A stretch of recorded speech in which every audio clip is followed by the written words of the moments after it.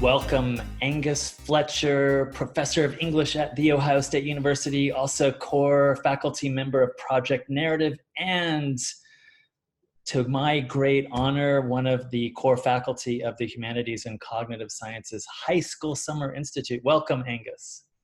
Thank you so much for having me, Frederick. As you know, you're one of my heroes, so this is kind of a dream come true for me. You just won a cool teaching award too, so congratulations for that. Yeah, I did. And teaching is one of those wonderful things you get to kind of take credit for the fact you have these brilliant and amazing students. So I'm happy to take credit for the fact of all the things that they taught themselves and wrap myself in their achievement.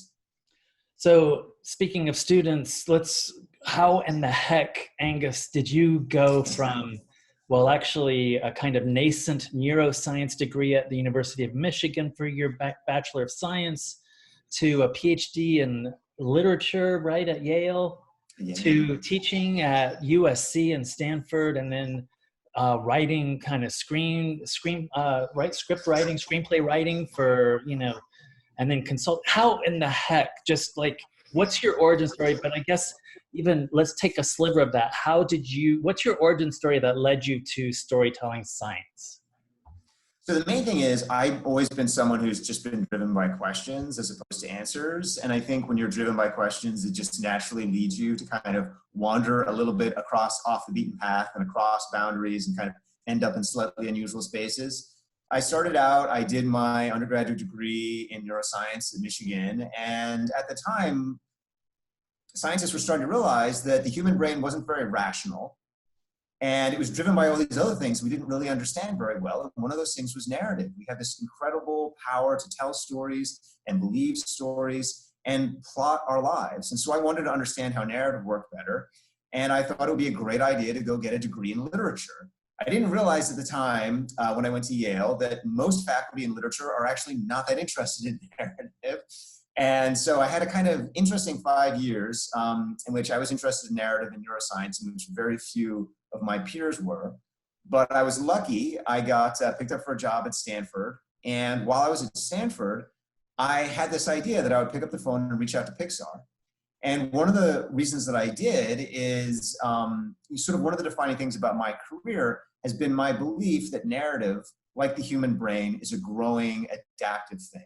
So I don't believe in universal stories or universal narratives. I believe that stories are very flexible, like our brain, and can constantly help us adapt to new situations, can branch. And I believe that at the end of the day, any one of us can invent a new story, our story. So I thought at the time, PIxar seemed like they were doing that. They were telling innovative stories like Up and Toy Story. So I called them, and it turned out they had this amazing secret for innovative storytelling. And I thought, this is so wonderful. This isn't what people are doing in Hollywood. Someone should share this secret. So I went to USC, the University of Southern California, and tried to become a consultant to Hollywood. And naturally, everyone in Hollywood was like, you're a professor, so you're an idiot. We've all been through school. We know you guys don't know anything. Get out of our studios. So I was emboldened to write a screenplay at that time to kind of show that this method worked. It won something called the Nickel Award, which is kind of like a baby Oscar for Best First Screenplay from the Academy. And that launched me on this parallel career screenwriting. And to tell the truth, most of what I do in the industry is consult, kind of identifying novels and books like that. But I've been honored to work for some of the biggest people in the business, biggest studios, biggest networks, doing some big projects now, which we can talk about if you want. But most of that training has helped me grow the theory of narrative. It's helped me kind of get into the nuts and bolts, see how actual storytellers work, meet people who are kind of today's Shakespeare's, and use that to kind of grow a little bit narrative theory.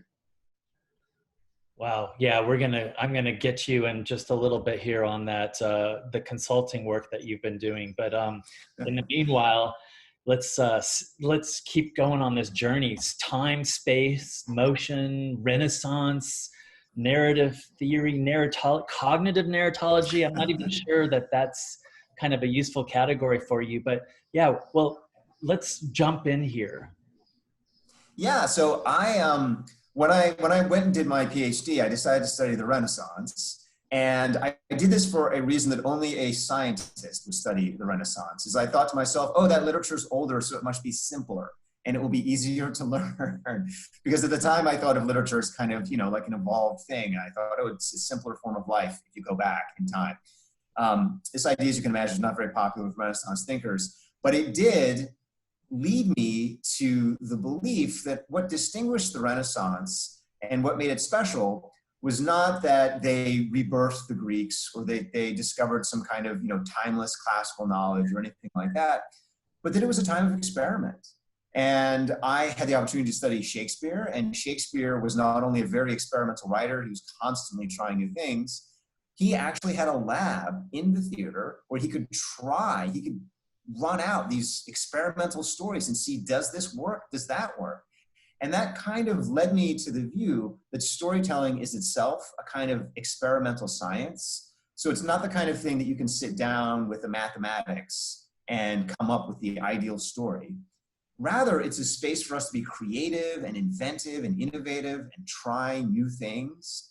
And that's, I think, what Shakespeare did. I think that's why the Renaissance was so successful. And I think, honestly, that's a lot of what we have lost today in storytelling, because a lot of our big industries are governed by a kind of financial caution, where they don't really want to try anything new because that might be too dangerous.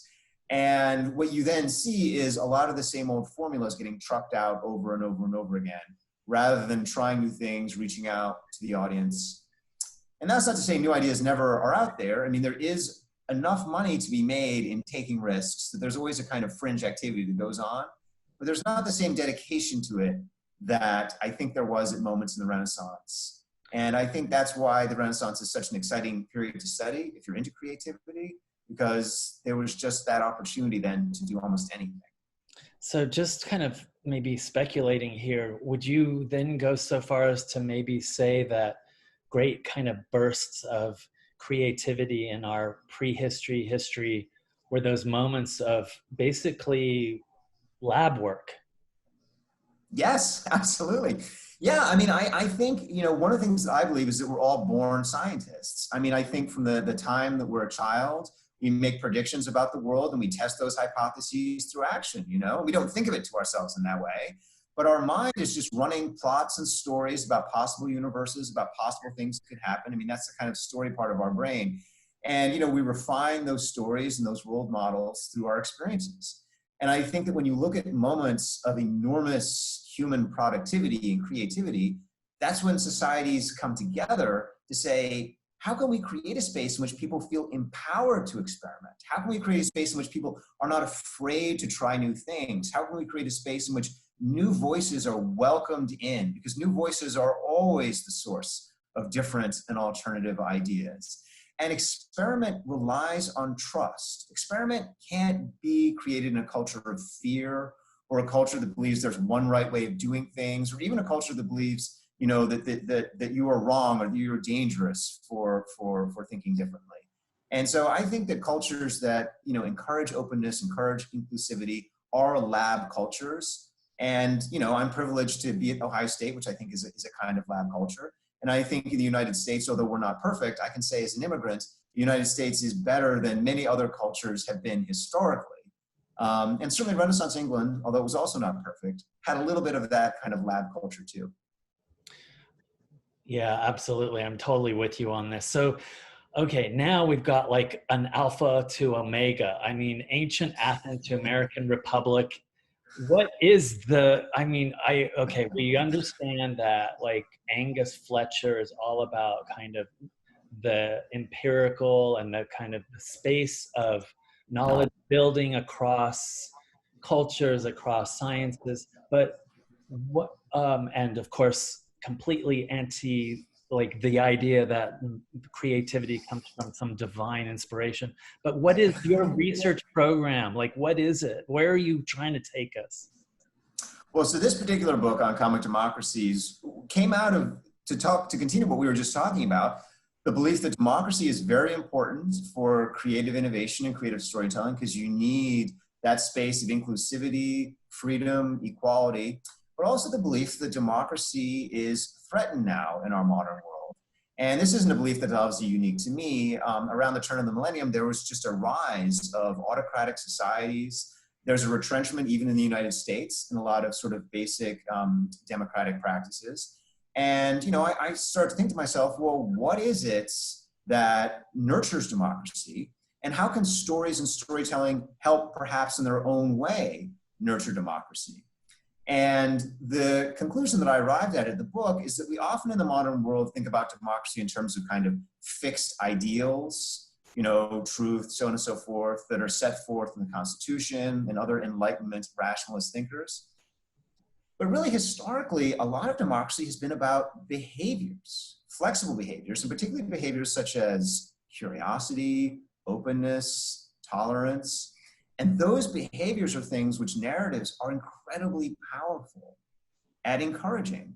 And so this book was basically an attempt to go back through some of the crucial moments in the emergence of democracy and show how authors, from the ancient Greek comedians through Frederick Douglass, developed these specific storytelling techniques to nurture curiosity, inclusivity, and 5 other things. And I trace those storytelling devices, not just through literature, but you can find them in the Constitution, in the Declaration of Independence, in all sorts of extraordinary places. And so this book was a little bit sort of a love letter to story and the way that it has contributed to democracy, and then hopefully the way that democracy can give back and contribute again to story.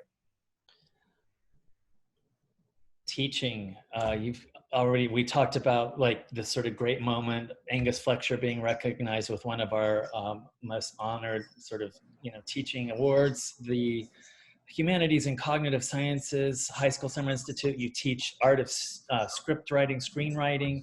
Gosh, what if you're, again, like storytelling science, teaching art of story, but what is the Angus Fletcher kind of trademark? Like, what am I gonna kind of walk away thinking, shoot, okay, yeah, I'm completely rethinking this whole thing.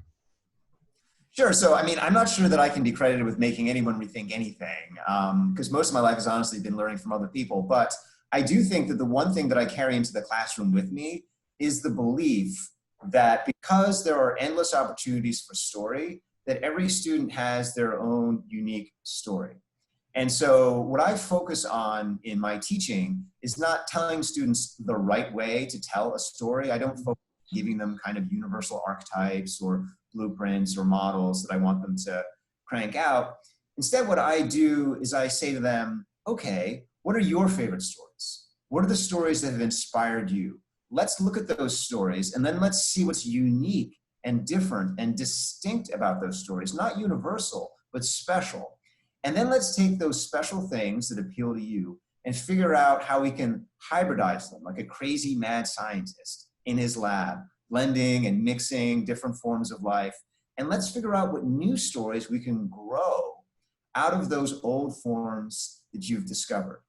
So for me, the thing that I'm really most interested in is not just kind of nurturing my students' own distinct voice and storytelling styles, but giving them a method for evolving and growing the stories that they like so that then when they walk out of the classroom, they can continue developing those stories. Because I believe, honestly, that our world is in need of new stories.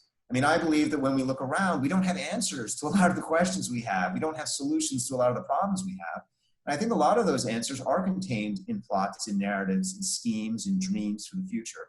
And so I kind of consider it my goal not to teach the students anything, but to help unlock the stories that are already there in their heads. Angus, so there are these kind of prototype, say, narratives that we recognize across the globe that then have infinite variation. But you do a really interesting exercise of having the students reverse engineer a story. Can you walk us through that in a kind of elevator pitch fashion? Sure. So the idea of reverse engineering literature, I wish this was my idea. Unfortunately, it was invented by this guy called Aristotle, who lived about 23 centuries ago. But basically what he did is he noticed that when you went to watch a Greek tragedy, it had this profound effect on your mind, a medical effect on your mind. It helped you get rid of certain kinds of fears, and it helps stimulate your mind with certain kinds of wonder, which he saw as a kind of spiritual enhancer. And so what Aristotle did is he said, the way to really understand literature is to look at its psychological effect on you. Maybe that effect is medical, maybe it's some other kind of cognitive effect, but identify that effect, pinpoint the moment in the story that has that effect, and then identify the unique story invention that is beneath that effect. And roughly speaking, there are kind of 4 broad kinds of story invention, which I teach my students. If you were a narrative theorist, this would be more complicated, but as a student, what I would say is plot is one kind of narrative invention. So is there a unique kind of plot or plot device? Character is another, is the second. Is there a unique kind of character here you've never seen before? Story world is the third. And so that's the kind of imaginative space you enter when you enter the story universe. So is there a unique way in which that world imagines possibility? And then the final one is narrator, which is the style or voice in which the story is told. It's kind of the lens of the camera. And so maybe there's an invention in that. So by working backwards from the effect to one of those kinds of 4 zones of invention, you can then identify the technology at the bottom of the effect and then take it and steal it and tweak it and use it yourself. I need you. I just wrote for my second children's book. I'm going to have to call you up and see if you can read it for me to make sure I'm like doing, the Angus Fletcher stuff. So to be or not to be, evolving Hamlet, bunch of your stuff, but more specifically, like what would you do with this line with your students? So to be or not to be is an interesting moment in Shakespeare, because it's actually the invention of a literary technology that we now call the soliloquy. And the soliloquy is not just somebody talking at length. That's actually a monologue. A monologue had been invented before by the Greeks. You can see it in Greek drama. A soliloquy combines a monologue with a dialogue. And a dialogue is typically a conversation between 2 characters. But in a soliloquy, one character has a conversation with himself. So this character is saying, should I do this? Should I do that? To be or not to be? And never before Shakespeare do you see this on the stage. It's just a remarkable and extraordinary invention. What's even more extraordinary is a lot of my research focuses on what the soliloquy can do. And it can actually hack your self-consciousness center in your brain. And what it does is it makes you self-aware of Hamlet. So for a moment, you become self-aware of Hamlet, which sounds like a paradox. How can you become self-aware of somebody else? Well, the soliloquy does that. And what happens when you become self-aware of somebody else is you identify with them. You say, part of me is that person. And that's why Hamlet has had this extraordinary effect, which he's made all sorts of people identify with him, even though we have literally nothing in common whatsoever with Hamlet. I mean, he's this Danish prince who harasses his mother, who randomly murders Polonius, and who engages in all sorts of other sort of, hysterical and idiosyncratic displays, including making a bizarre pun at the moment of his own death. Yet because of the soliloquy, we can identify with him. And this opens up this extraordinary power in literature, which then moves from Shakespeare into the novel. You see it in Robinson Crusoe, you see it in Huck Finn, you see it in all sorts of literature, where characters wrestle with themselves internally. And those problems then become our problems. And we start to identify with those characters. And in doing so, we discover this remarkable potential, which is never in ancient literature. In ancient literature, we can care about characters or be interested in characters, but we never become Achilles. We never become Aeneas. But in modern literature, you can actually read a novel, and we've all had this experience, and you become the character. For a moment, you enter their life. And this is what allows for novels like To Kill a Mockingbird, which has that very famous line at the end about walking in Boo Radley's shoes. And to me, this is this just remarkable achievement in literature, which allows us to cross over the threshold between our mind and somebody else's mind. And that's not to say we literally become that person or we understand everything about them, but it is to say it opens us up to the possibility that there are other people that are also us. And that is the kind of ethical opportunity thrown open by Hamlet, which to me is why it's one of the most special and interesting plays written. Storytelling science and innovating industry. This kind of gets back to the beginning of our conversation about your work consulting, Hollywood's disinterest. And yeah, let's talk about this. Like taking what you learn in the lab of the university space and bringing it into actual practice industry storytelling making. So the first thing I should say is that it's always really messy. When you come into Hollywood from the outside, you don't realize that basically about 1% of the projects that actually gets kind of worked on ever get made. And that's because it really is a tremendously experimental industry. And there's a lot of creative minds who are trying a lot of new things and who are under a lot of pressure. You don't always see that from the outside because a lot of the work, as I said, is so formulaic. But it's that kind of low success rate in a lot of ways that drives the need or the desire for formula, because industries and studios are aware that it's already so difficult to do anything that it makes them very, very conservative. So usually I get brought in, and I usually get brought in because a project has failed. And they need someone to try and come up with a way to fix it. And the reason that I'm a pretty good fixer of stories is because, unlike a lot of writers, I don't believe in a universal way of telling movies. So very famously, if you have a career in Hollywood, you'll be forced to read a book such as Save the Cat, or you'll be told something about the hero's journey. And these are these kinds of archetypal narratives that most writers go to and sort of try and impose over stories. And when they work, they can work great. But when they don't work, then people have no idea what to do. So it's sort of like they always have this one tool. When it doesn't work, what do we do? And so that's where narrative theory comes in, because as you and I know, Frederick, there's just this infinite flexibility in theory. And what you can do is you can arrive and you can say, oh, well, what if instead of telling a hero's journey, what if you told the story of two heroes? And what if they didn't actually go on a journey? What if they did something else? And you can start to kind of flex and come up with creative ways. One of my favorite movies is Up. And Up is a great example of a story that has a completely innovative and bizarre structure. And, you know, I was very privileged to kind of meet and kind of work with some of the people at PIxar who helped kind of develop that story. And they're all just very creative and innovative thinkers.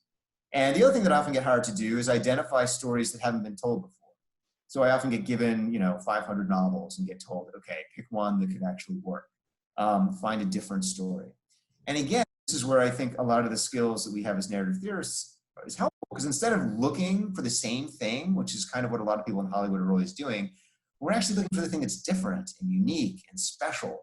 And so a lot of times I can walk in people's office with a novel, I put it on their desk, and they can say, well, I've read that novel, I don't get it. And I say, well, look, if you look here on page 336, there's this very interesting thing. And then they'll say, oh, yes, that is actually very interesting. And I say, well, I think that actually could be the beginning of something. So that's how a lot of my work is, basically fixing other people's problems or trying to kind of wedge in new ideas. Is there an example? So let's just really quickly, why is Up your favorite? Yeah. So Up is sort of my favorite movie for a couple of reasons. I mean, first of all, I just have a kind of attachment to some of the people who are involved in it. And I think it's just a sort of natural human thing that when you work with people, you're always sort of more emotionally connected to things. But one of the things I like most about Up is it's a great example of reverse engineering. The first scene of Up, which is this I won't ruin it if your viewers haven't seen it, but they should go watch it. It's just heartbreaking. It's in 5, 6, 8 minutes. I can't remember how long it is. Just breaks your heart in a beautiful way that I had never experienced animated movie telling do before. And what's extraordinary about it is that sequence was the last part of the movie to be created, because PIxar also uses this technique of reverse engineering. It comes to them from Steve Jobs. Steve Jobs used reverse engineering he didn't literally invent the computer mouse and those things. They had sort of been invented before. But he saw their potential because he was interested in user experience. He was interested in his audience. He was interested in working backwards from function to form. And a lot of that ethos ended up among the engineers at PIxar, and they reverse built Up. And the result of that reverse building was the last thing they made was that opening scene, and they made it to connect us, the audience, with this story. And so for me, it's just a remarkable example of the power of this very simple method of saying, what do I want to do to my audience? Now let's throw out all my preconceptions about what a story should be and just find a way to create from scratch that experience. And of course, the result is innovation. Love it.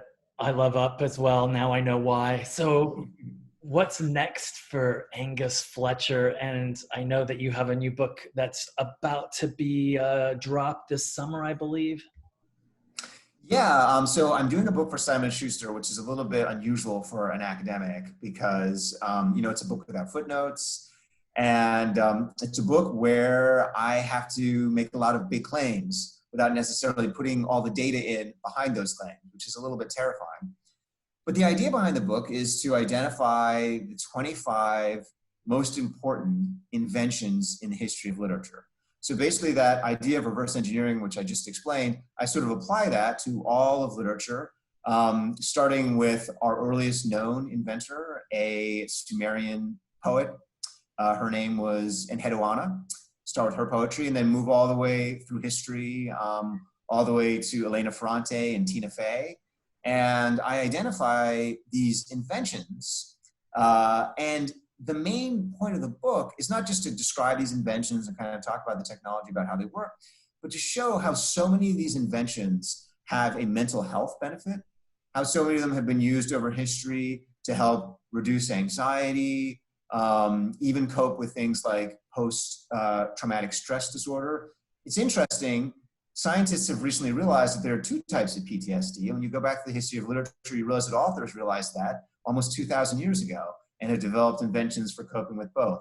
So there's all these just enormous mental health benefits. And beyond the mental health, there's also mental well-being. Mental well-being are those positive feelings on top of just being healthy. So joy, love, curiosity. And the library of literature is just filled with these remarkable, simple inventions just all over your bookshelf for giving you that little up. So that's what the book is about. It's meant to be a kind of handbook to reading literature like a narrative theorist, if you're just a member of the everyday, and seeing how useful literature can be. So it's not this sort of distant thing. It's right there, ready to be accessed, and ready to change your life in the most positive and extraordinary ways. I imagine you have other projects, industry consulting, more books, anything you want to share? Well, right now, probably the project I'm having the most fun on is a TV show I'm doing for Colin Callender, who is the genius behind HBO Independence and also a lot of the Harry Potter movies. And we have an idea for a TV show which is basically about how stories can encourage new stories in our audience. So we've filled the TV show itself. If you just watch this TV show, the idea that we have is if you just watch this TV show, it will help unlock your own kind of imaginative storytelling potential. It will make you want to tell more creative, more unique stories. So that's been really fun because Colin's team at Playground is just very open-minded and very experimental. And it's been a chance to actually, for one of the first times in my life, not just serve as a consultant, but actually bake narrative theory into the bottom of a TV show. So there's a lot of, so far, interest and enthusiasm behind it. We actually have a studio, WHIP, which is run by Naya Bong, who is sort of well known for doing all of Shonda Rhimes' shows. She's our network exec. So we just have a lot of amazing people involved, a lot of amazing storytellers involved. And I have my fingers crossed that it actually makes it to a screen sometime. I'm really excited for that, Angus, like I am for all of your work. And well, thank you so much for joining me and sharing a little bit of your story and why storytelling science matters. Thank you, Angus. Well, thank you. As you know, Frederick, you've revolutionized my life and you've made it possible for me to do a lot of things that I've done. So I really appreciate the opportunity and I thank you for taking the time to interview me.